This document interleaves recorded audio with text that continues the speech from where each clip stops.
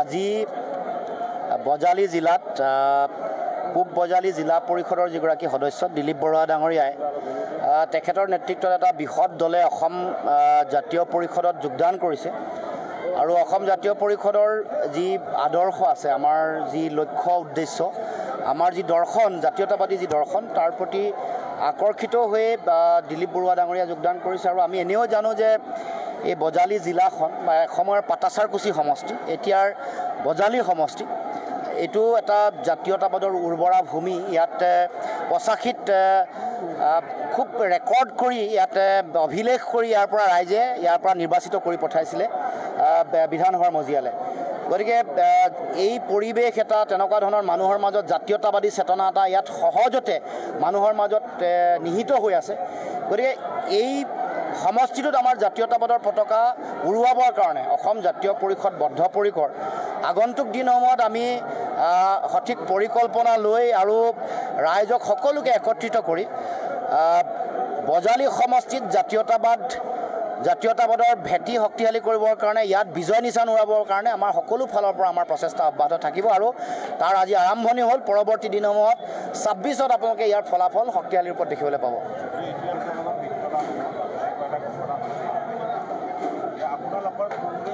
যিকেইটা বিৰোধী দল থাকিব, যি দল থাকিব, কমন এজেণ্ডা কিবা হ'ব নেকি?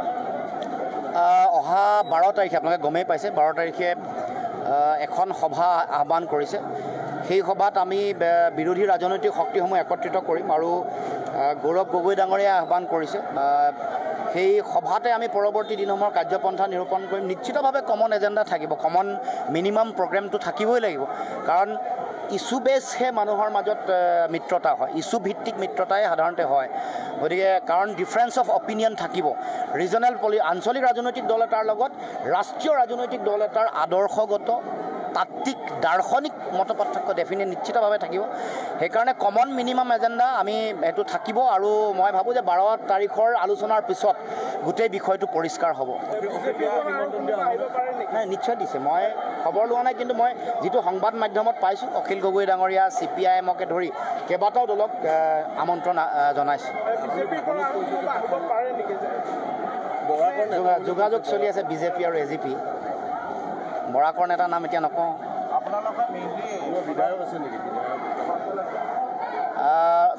যোগাযোগ চবৰ লগতে চলি আছে।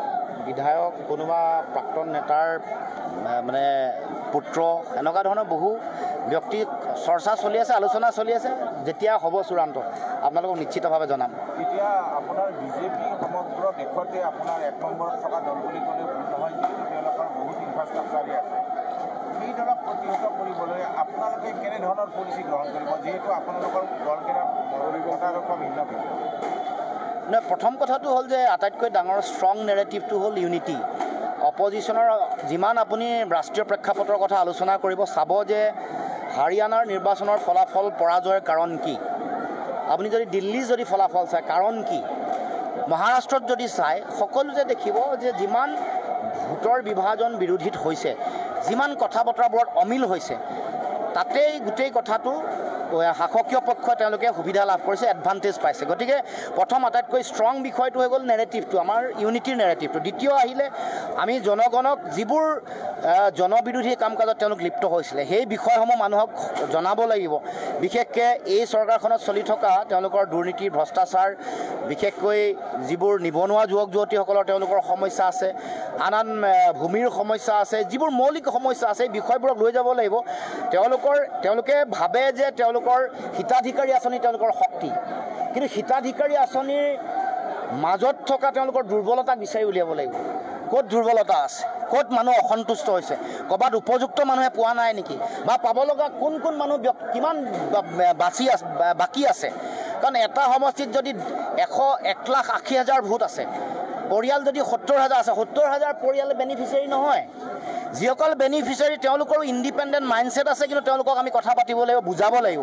দেশৰ সামূহিক পৰিৱেশ ভৱিষ্যতে কি হ'ব, দেশৰ গণতন্ত্ৰ, দেশৰ অৰ্থব্যৱস্থা বা ৰাজ্যখনৰ অৰ্থব্যৱস্থা, এইবোৰ যে লোন লৈছে তাৰ প্ৰভাৱ কেনেকুৱা হ'ব, আমাৰ কৃষি ব্যৱস্থাটোত কি হৈছে কি নাই, আমাৰ ছাত্ৰ ছাত্ৰীসকলৰ ভৱিষ্যতৰ উন্নয়নৰ কাৰণে যিবোৰ কাম কৰিলে নে নাই কৰা, আত্মসংস্থাপনৰ বাট মুকলি হৈছে নাই, স্বনিয়োজনৰ বাট মুকলি হৈছে নাই, পথাৰ আৰু বজাৰৰ নিয়ন্ত্ৰণ আমাৰ হাতত আছেনে নাই, আমি প্ৰাপ্য অধিকাৰ পাইছোঁ নাই, বা উপযুক্ত উৎপাদন কৰা সামগ্ৰীৰ উপযুক্ত মূল্য পাইছোঁ নাই, এইবোৰ কথা কমন মানুহক যেতিয়া আমি বুজাব পাৰিম, ক'ব পাৰিম, তেতিয়াহে জনগণে বুজি পাব যে হয় বিভিন্ন ধৰণে চামুচেৰে নি বেলচাৰে আমাৰ পৰা লৈ গৈছে, চামুচেৰে দিছে বেলচাৰ পৰা নিছে, সেইটো বহু মানুহে উপলব্ধি কৰিব পৰা নাই। কিন্তু লাহে লাহে যিমান দিন আগবাঢ়িছে, 5 বছৰ শাসন আছিলে 10 বছৰ হ'বলৈ গৈ আছে, এতিয়া মানুহৰ নিজা আত্ম উপলব্ধিটো বাঢ়িছে।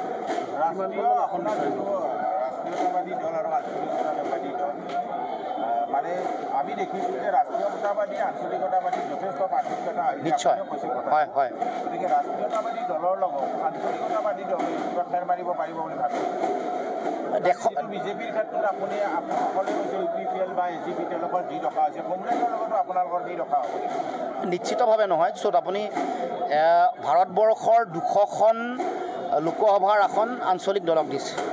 ভাৰতবৰ্ষৰ বহুত ৰাজ্যত আঞ্চলিক দলৰ চৰকাৰ আছে, আনকি সৰু ৰাজ্য বা ডাঙৰ ৰাজ্যতো আঞ্চলিক দলে চৰকাৰ কৰিছে।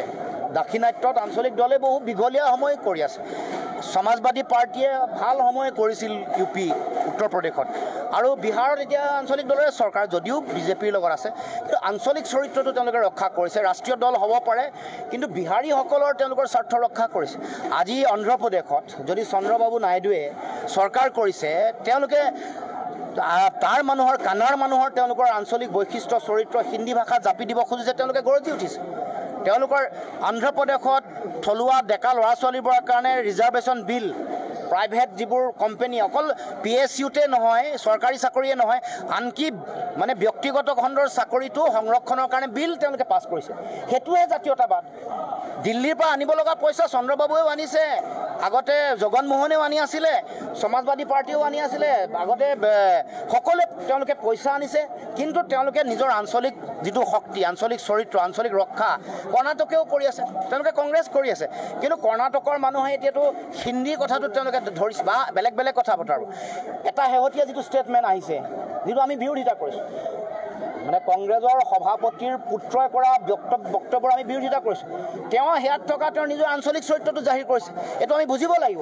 আমিও আমাৰ যদি আমি অসমত আছোঁ, আমি কাৰোবাৰ লগত এলায়েন্স এইটো কাৰণে কৰিছোঁ কাৰণ ভোট ডিভিজনটো হ'ব নালাগে, অপজিশ্যনৰ ভোটটো যাতে ডিভিজন, কাৰণ শাসকীয় পক্ষৰ ভোটটোতো বিভাজন নহয়, হয় BJP নহয় AGP, নহ'লে এটা সময়ত UPPL আছিলে, এতিয়া যদি BPF যায় BPF, তাৰপিছত গণশক্তি, এনেকৈ কাৰোবাৰ লগত তেওঁলোকৰ এগৰাকী তেওঁলোকৰ পাৰ্টি, আৰু আমাৰ বহুত আবিভক্ত।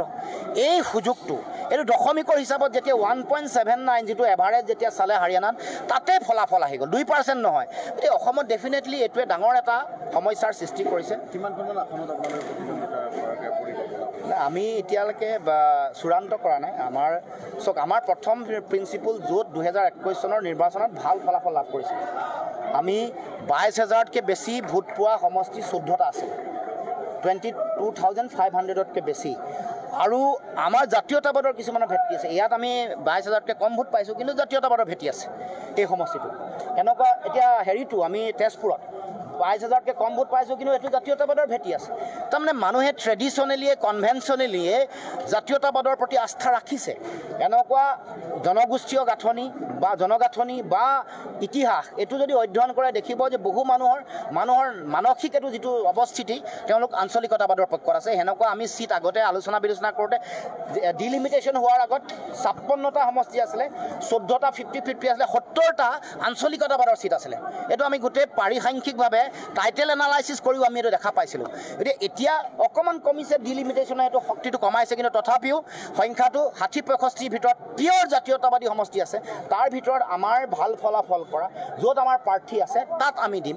আমি কেতিয়াও অযুক্তিকৰভাৱে ইগ' পূৰণ কৰিবৰ কাৰণে নিদিওঁ, কিন্তু সন্মান সকলোৰে আছে, মৰ্যাদা সকলোৰে আছে। এতিয়া সময় ত্যাগৰ যোগেদি সকলোৱে চৰকাৰ অনা, এইটো আমাৰ সকলোৰে দায়িত্ব। মই কংগ্ৰেছকো কৈছোঁ।